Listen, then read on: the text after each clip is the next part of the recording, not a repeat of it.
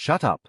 Just shut your mouth, you pathetic. The sentence never fully landed, but the shout lingered in the courtroom like the echo after a gunshot. It wasn't how loud it was that made my chest tighten for a moment. It was the poison behind it. Raw, concentrated hatred aimed at a woman who looked like she was barely holding herself together, like someone dangling from the edge of a cliff with one hand slipping. I am Judge Frank Caprio. I have presided over this bench for decades. I have listened to career criminals lie straight to my face without a flicker of shame. I have watched grown men break down in tears over something as small as a parking violation. But there is a particular kind of pain that seeps into a courtroom when a child turns against their own parent. It drains the air from the room. I stopped writing. My pen froze above the case file. The courtroom, usually alive with murmurs, rustling papers, and quiet conversations, fell into absolute silence. Even the hum of the air conditioning seemed to fade away. Everyone, the bailiff, the clerk, the people waiting in the gallery, shifted their attention toward the center aisle. Case number 4492, the clerk announced, her voice shaking just slightly. The City versus Leo Vance. Charges: disorderly conduct and repeated truancy. Two figures stood in front of me. On the left was the defendant, Leo, 17 years old. But his eyes carried the heaviness of someone much older, and much harder. He wore a black hoodie pulled over his head despite courtroom rules, along with expensive sneakers that tapped against the floor in a restless, aggressive rhythm. He refused to look at me. Instead, he stared at the wall, jaw locked so tightly I could see the muscle twitching. He looked like a grenade with the pin already half pulled. Next to him stood his mother, Maria. She was small, dressed in a diner uniform that looked like it had been washed hundreds of times until the fabric had nearly given up. Her hands were rough and red, clutching a tissue that had already been torn into shreds from nervous twisting. She wasn't staring at the wall. She was staring at the floor, her shoulders trembling in that silent, terrifying way that tells you someone has cried until there are no tears left. I inhaled slowly. I needed to understand the emotional temperature of the room before saying anything that might ignite it further. "Good morning," I said, keeping my voice calm and steady. "I have your file here, Leo. It says you haven't attended school in 3 weeks. It also mentions an incident at your home that required police intervention. Do you understand why you're here today?" Leo said nothing. He didn't blink. He didn't move. He simply released a sharp breath through his nose, a sound filled with complete dismissal. "Leo," I repeated, more firmly this time. "I am speaking to you." He slowly turned his head toward me. His eyes were dark, filled with arrogance and something else underneath. Pain perhaps disguised as anger. "I'm here because she called the cops on me," he spat, jerking his thumb toward his mother without even glancing at her. "Because she's crazy." Maria flinched, just a small movement, like someone bracing for a physical strike. "Your Honor," she whispered, her voice cracking. "I didn't want to. I just didn't know what else to do." He was throwing things. He punched a hole in the wall. I was scared he might hurt himself. Leo spun toward her. The movement was so sudden my bailiff instinctively stepped forward, his hand moving toward his belt. "Scared?" Leo shouted, his voice breaking into a roar. "You're not scared. You just want to control me. You ruin everything. I hate you. I wish you were dead." The words struck her like blows. Maria let out a sob that sounded almost animal, like something trapped and wounded. She covered her face with both hands, her body folding inward. "That's enough." I slammed my gavel down. The crack echoed like thunder. "Young man, look at me. Right now." Leo turned back, breathing heavily. His face was flushed red, chest rising and falling. He wasn't retreating. He was challenging me. Challenging authority itself. "You think you're tough?" I asked quietly. "You think screaming at a crying woman makes you a man?" "She's not a woman," Leo sneered, lip curling. "She's a joke. She works at a diner. She smells like grease. She embarrasses me." The cruelty was staggering. It wasn't random. It was precise. He knew exactly where to strike to hurt her the most. I glanced at Maria. She wasn't defending herself. She was absorbing his abuse as if she believed she deserved it. And somehow, that hurt more to witness than the shouting itself. I leaned forward, folding my hands together. In that moment I realized the charges, truancy, disorderly conduct, were only symptoms. The real problem was sitting right in front of me, a fractured bond and a complete absence of respect. "Leo," I said, letting silence stretch for several long seconds, "you are standing on a trapdoor, and you have no idea that I am the one holding the lever. You think this is a game?" You think you can treat the person who gave you life like trash and simply walk out of here? He crossed his arms defiantly. What are you gonna do? Send me to jail? Go ahead. I don't care. Oh, I could do that, I replied. But jail is easy. Jail is just time passing. I have something much more difficult in mind. I turned to my bailiff. Don't let him move. Then I faced Maria. Ma'am, I want you to step closer. I want to hear everything. And I want him to listen to every word. Maria took 2 small steps forward, but they looked like the hardest steps she had ever taken. She didn't look at her son. She couldn't.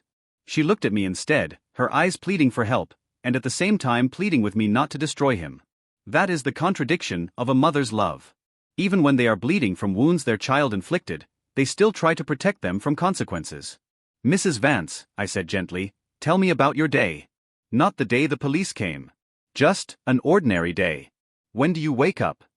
She wiped her nose with the torn tissue. I wake up at 4:30 in the morning, Your Honor. 4:30, I repeated, glancing at Leo. He was staring at the ceiling, pretending boredom. And what do you do then? I take the bus to the diner, she said softly. I work the breakfast shift, then I stay for the lunch rush. I get off around 3. Then I go to the laundromat to clean for a few hours so I can bring home extra money. I looked at Leo again. He was tapping his expensive high-top sneakers against the floor. Tap, tap, tap. A rhythm of disrespect. Leo, I interrupted. Look at your feet. He frowned. What? Look at your feet, I ordered. Those are nice shoes. Brand new, right? How much did they cost? He shrugged. Defensive now. I don't know. Like $200. $200, I repeated slowly. Then I pointed toward his mother. Mrs. Vance, look at your shoes. Maria instinctively tried to hide her feet behind the table leg. She wore cheap black non-slip work shoes. The sole on the left one was peeling away. They were scuffed, stained, worn down. How much were your shoes, ma'am? I asked. I got them at the thrift store, she whispered.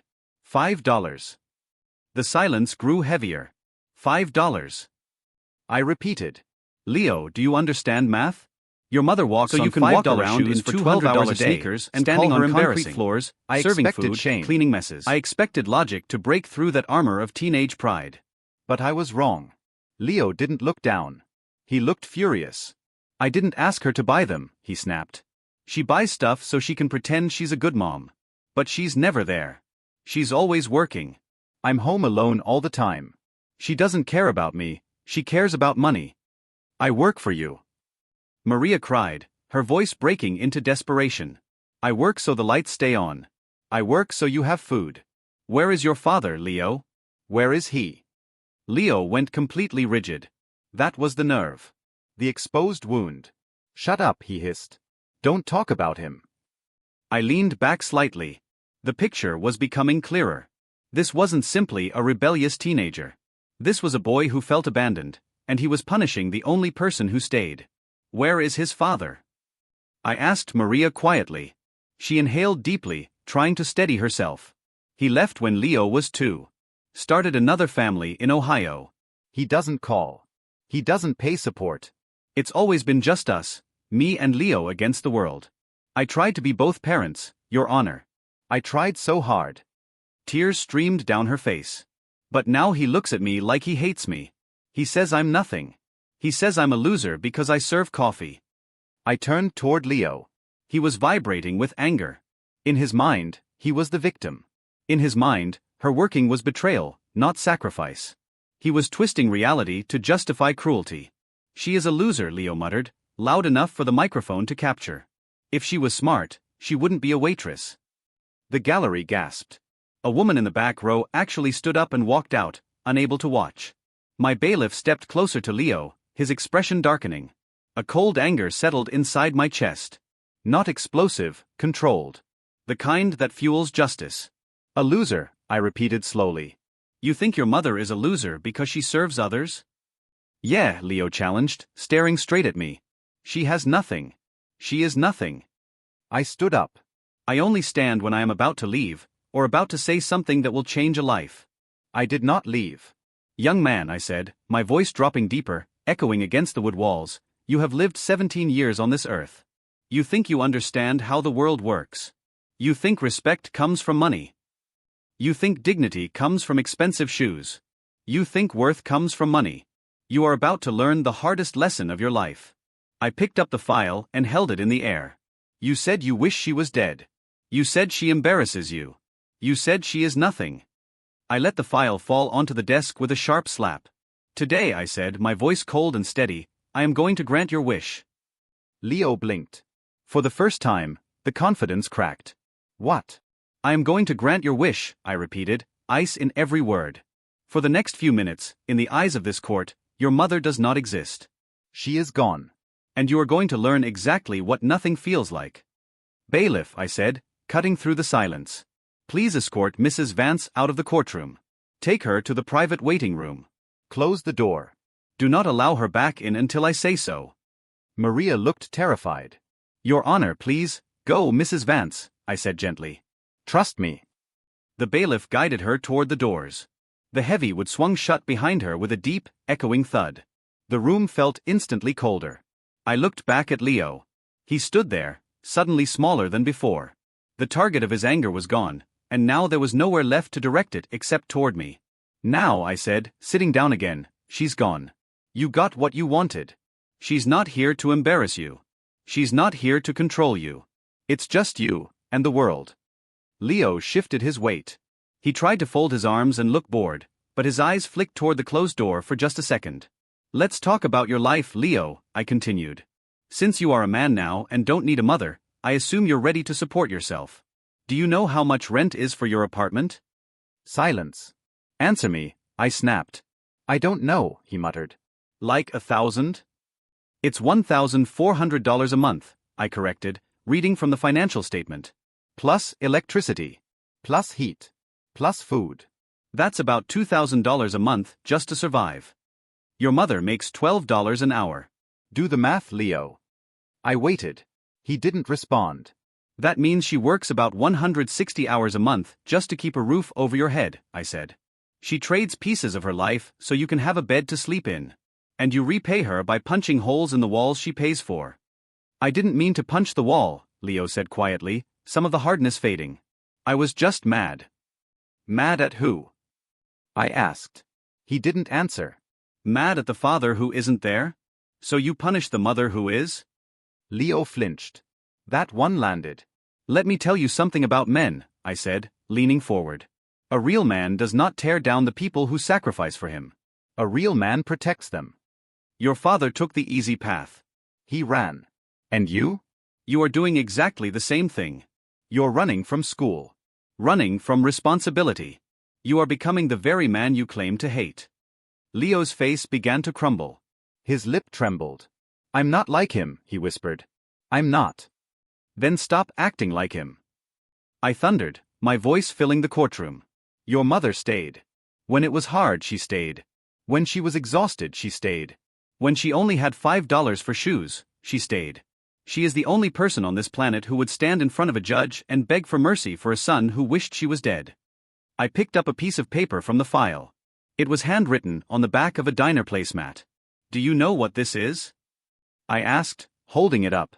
Leo shook his head. This is a letter she wrote to me before court started. She gave it to the clerk. Do you want to know what it says? Did she ask me to lock you up? Did she ask me to punish you? I put on my glasses and read aloud. Dear Judge Caprio, please don't send my son to juvenile detention. He is a good boy. He is just hurting. He is smart and talented. Please, if there is a fine, let me work it off. Don't put it on his record. I will take extra shifts. I will do whatever it takes. Just please save my son. I lowered the paper and looked at him. The toughness was gone. The teenager was gone. What remained was a wounded child. She offered to scrub floors for you, I said softly. She offered to take your punishment, even after you spit in her face. That is not a loser, Leo. That is a hero. And you were too blind to see it. Leo stared down at his expensive sneakers. A tear fell. It landed on the floor beside that $200 shoe. Then another. Then another. His shoulders began to shake. He covered his face with his hands and let out a sound, not anger this time. A sob. I didn't know, he choked. You didn't know because you never looked, I said. You were too busy looking at yourself. I let him cry. I let the silence wrap around him. Sometimes you have to break something to repair it. And right now Leo was breaking, but for the first time, he was feeling something other than rage. He was feeling shame. And shame is the first step toward redemption. Bailiff, I said quietly. Bring her back in. The door opened. Maria stepped inside, terrified of what she might see. She saw Leo crying. His shoulders shaking. She didn't wait. She didn't ask permission. She ran.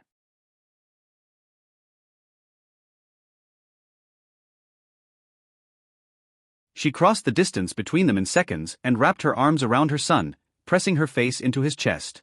For a moment, I wondered if he might push her away. He didn't. Leo collapsed into her. He wrapped his arms around her small frame and held on like someone drowning who had finally found something solid. He buried his face in her shoulder, right where her uniform fabric was worn thin. The sobs were loud. Raw. I'm sorry, Mom, he gasped. I'm so sorry. The courtroom was silent again. But this time it wasn't fear. It was reverence. My bailiff, who had been ready to restrain the boy minutes earlier, stepped back and looked at the floor. My clerk wiped tears from her cheek. This is why I do this job. Not for punishment. For moments like this. It's okay, Mijo, Maria whispered, stroking his hair. I'm here. I'm always here. She wasn't angry. She wasn't bitter. She was simply a mother. After everything he had said, after wishing her dead, she was the first person to hold him when he broke. That is grace. I allowed them that moment, but eventually we had to finish. I cleared my throat gently. Leo, I said. He pulled back slightly but kept one arm around his mother's shoulders. His face was wet, eyes red, but when he looked at me now, the hatred was gone. The arrogance was gone. He looked tired. You see the woman beside you? I asked. She is your shield. She took the blows for you today. But she cannot protect you forever. You have to decide right now what kind of man you're going to be. Are you going to be the man who runs like your father? Or the man who stands up? I want to stand up, Leo said, voice thick. I don't want to be like him. Good, I said.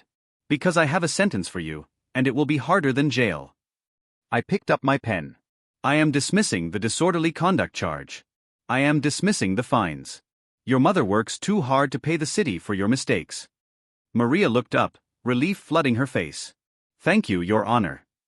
Don't thank me yet, I warned. This dismissal comes with conditions. Strict conditions. Leo, you are going back to school tomorrow.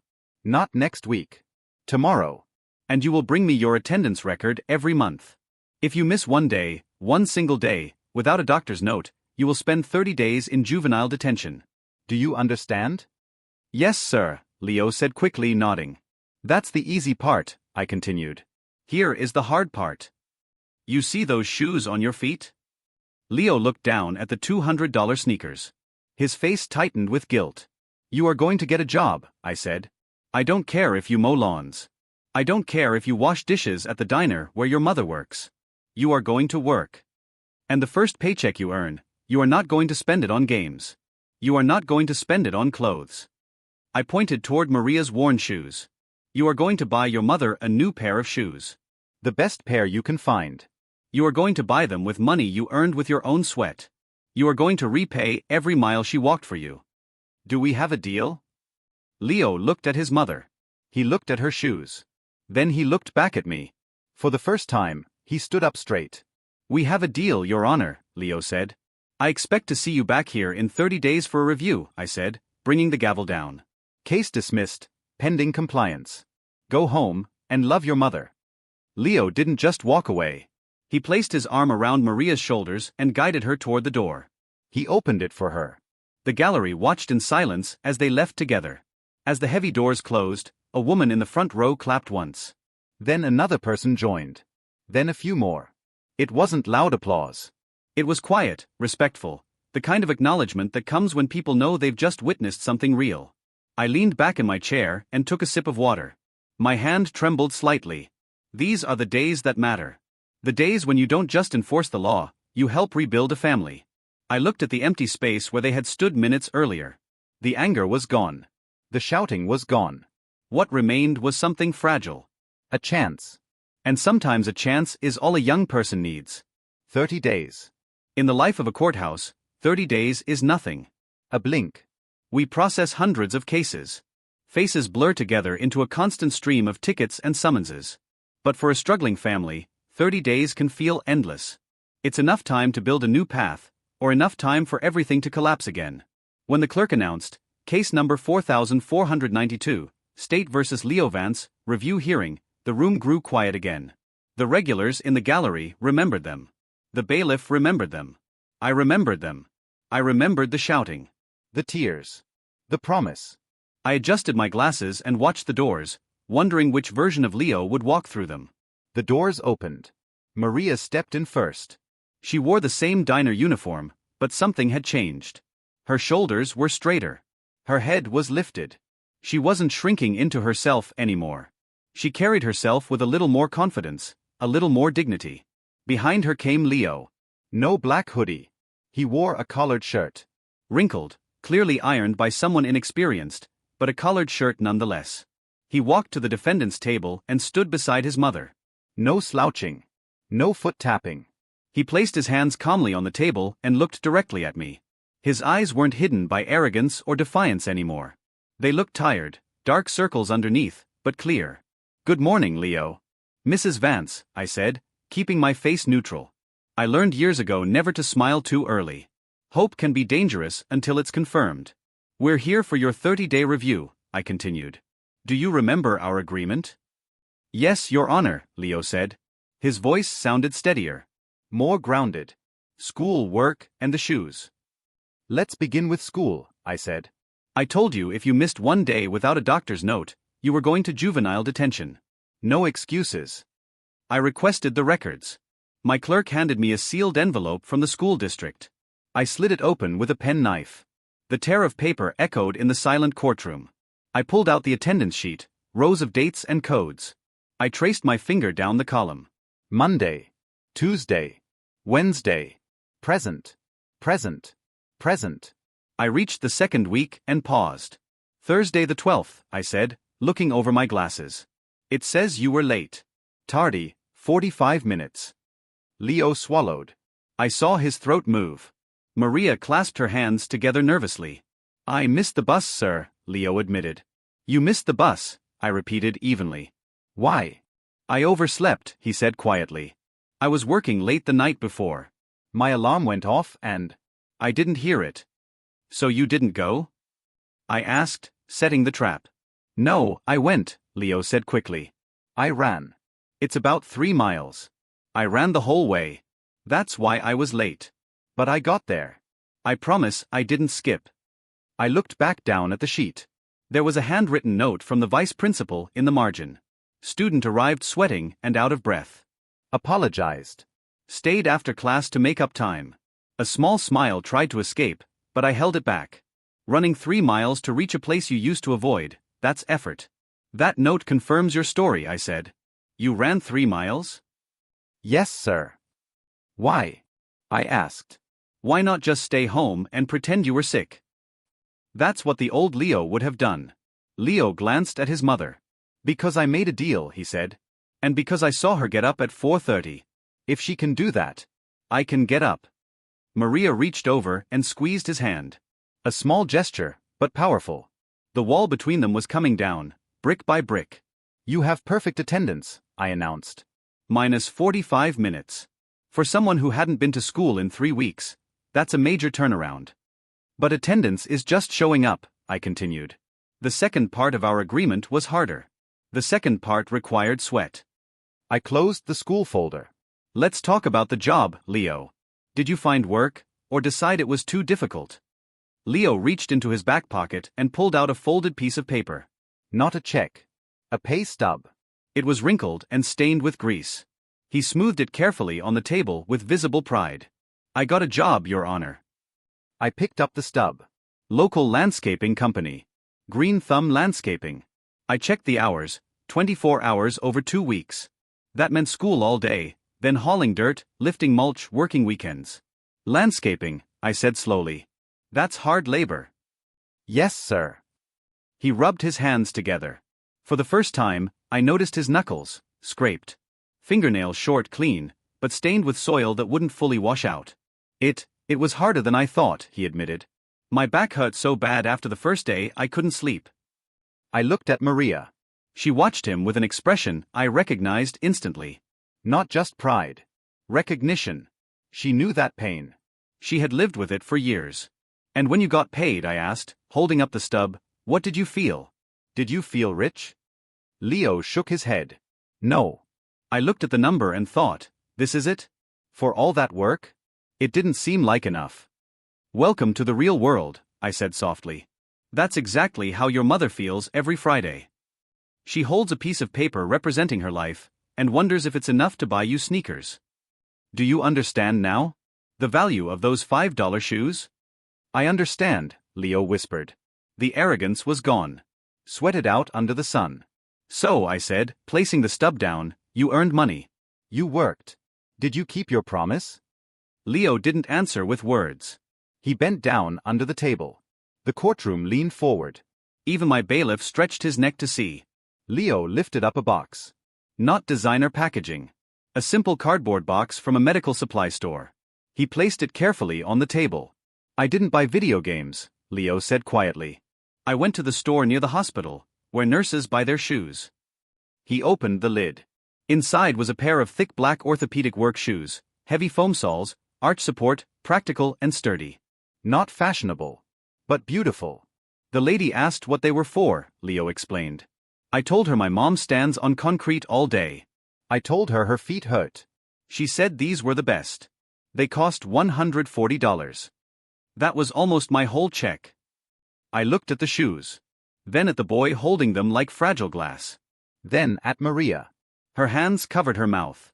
Tears filled her eyes as she stared at them like they were priceless jewels. Mrs. Vance, I said gently. Do you see what your son did? She couldn't speak. She just nodded, tears spilling between her fingers. Leo, I said, don't show them to me. Give them to her. Leo turned toward his mother. He held out the shoes. But he didn't just hand them over. He did something that took the air from my lungs. He knelt. Right there on the courtroom floor, beneath the flag and the city seal, he knelt in front of his mother. Mom, he choked. I'm sorry I made fun of your shoes. I'm sorry I was ungrateful. Please take these. He placed the new shoes beside her worn, peeling work shoes. The contrast was overwhelming. The old pair, her sacrifice. The new pair, his redemption. Maria sobbed. A loud, uncontrollable sound of release. She slid from her chair and knelt with him, ignoring court protocol completely. She wrapped her arms around his neck. And there, on the courtroom floor, mother and son held each other. A mother and her son rebuilding a bridge that had been burned to the ground just 30 days earlier. I leaned back in my chair, removed my glasses, and wiped them slowly. When I glanced toward my clerk, she was openly crying. The bailiff stared up at the ceiling, blinking hard, trying to keep himself composed. I let them have the moment. In a world filled with broken rules and broken people, watching a family put itself back together is sometimes the only thing that keeps you going. Leo, I said, my voice thick with emotion. You can stand up now. They both rose, wiping tears from their faces. Maria clutched the shoes against her chest like they were priceless treasure. You learned the lesson, I continued. You didn't just buy shoes. You earned respect. You earned understanding. When you worked those hours, when your back ached, you finally walked in her shoes. And that, I said gently, is why you bought her new ones.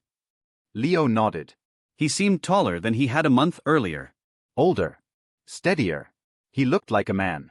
But we're not finished yet, I said. Because a man doesn't do the right thing once. A man does it every day. I have one more question for you, Leo. Think carefully before you answer. The courtroom was so quiet you could hear a pin fall. Think carefully, I repeated. You bought the shoes. You went to school. You worked the job. But here's my question. If I dismiss this case today, right now, and you walk out those doors with no judge watching you, no bailiff standing nearby, and no threat of jail hanging over your head, are you going to keep working? Maria looked at her son. This was the real test. Following rules is easy when authority is breathing down your neck. Character is what you do when nobody is watching. Leo didn't hesitate. He didn't look at the floor. He looked at me, and then at his mother. Yes, Your Honor, he said. I'm going to keep working. Why? I asked. You bought the shoes. You paid the debt. Why keep sweating in the dirt? Because, Leo said, his voice steady, my mom has been doing everything alone for 15 years. She shouldn't have to anymore. I told her last night, next month I'm paying the electric bill. And maybe, if I save enough, I can help with the rent too. I don't want her working 2 jobs forever. I smiled. It was the first genuine smile I had allowed myself since this case began. That was the answer. That was the breakthrough. A boy thinks about what he can get. A man thinks about what he can give. That, I said, pointing my pen toward him, is the right answer. You came into this courtroom as a boy who broke walls because he was angry. You're leaving as a man who builds things, walls, gardens, landscapes, because he's responsible. I opened the thick case file in front of me. It was filled with police reports, truancy notices, complaints, a paper trail of a life heading toward disaster. I picked up my stamp. Leo Vance, I announced formally, you have satisfied the court. But more importantly, you have satisfied your mother and yourself. You proved you are not your father. He left. You stayed. That is the only definition that matters. I brought the stamp down. Dismissed. The red ink stood out brightly against the page. All charges are dismissed, I said. Your record is clean. Wiped away as if this never happened. You have a fresh start, Leo. Don't waste it. Maria released a breath that sounded like she'd been holding it for months. Thank you, Judge. Thank you so much. Don't thank me, I said gently. Thank your son. He did the work. I stood up. Usually, this is where defendants turn and leave. But I wasn't done. I stepped down from the bench. Judges rarely do that. We stay elevated to maintain authority. But sometimes you come down to show respect. I walked to the defense table. Leo looked nervous as I approached, eyes widening. I stopped in front of him. I'm an old man. He's young and strong. But in that moment, we were equals. I extended my hand. I'm proud of you, son, I said. Leo stared at my hand, then took it.